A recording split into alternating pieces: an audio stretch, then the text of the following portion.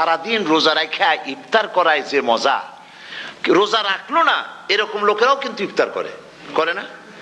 পুরান ঢাকায় আছে, ঢাকার তো কয়েকটা এলাকা আছে, পুরান ঢাকার লোকেরা নাকি বলে যে যারা রোজা রাখে না তারা বলে যে রোজা না রাখা একরকম পাপ করছি, আর ইফতার না করিয়া কবিরা গুনাহ করবো নাকি, ইফতার তো করাই লাগবে।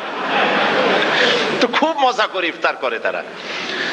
তো সারাদিন রোজা রেখে পেঁয়াজি ছোলা বুট মুড়ি খাওয়ায় যে মজা, সারাদিন ভাত খাইয়া তারপরে ইফতারের শরীক হওয়া, ছাগলে ঘাস খাইলে যেমন লাগে ওইরকম তার মুখে লাগে, এই মজা পাবে না।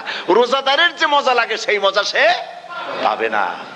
সারা মাস রোজা থাকার পর, আল্লাহর হুকুম মেনে সারা রাত রোজা রাখার পর, তারপরে ঈদের দিনে জামা কাপড় পরিষ্কার করে শেরওয়ানি গায়ে লাগাইয়া পাঞ্জাবি পরে আতর মেখে এরপরে ঈদের জামাতে যখন দাঁড়ায় যায়, সে যে মজা পায়, সারা মাস রোজা রেখে ঈদের জামাতে গিয়ে সে যে মজা পায়, যে রোজা রাখলো না ঈদের দিনে খুব জামা পাজামা সেন্ট এগুলো মেখে টেকে প্রথম কাতারে গিয়ে দাঁড়ায় গেছে, ও সেই মজা পাবে না। ওর মনের মধ্যে একটা চোর চোর ভাব থেকেই যায়।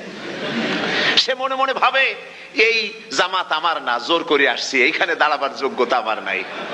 মনের মধ্যে সে একটা অপরাধী ফিল করে, সে ফিল করতে থাকে।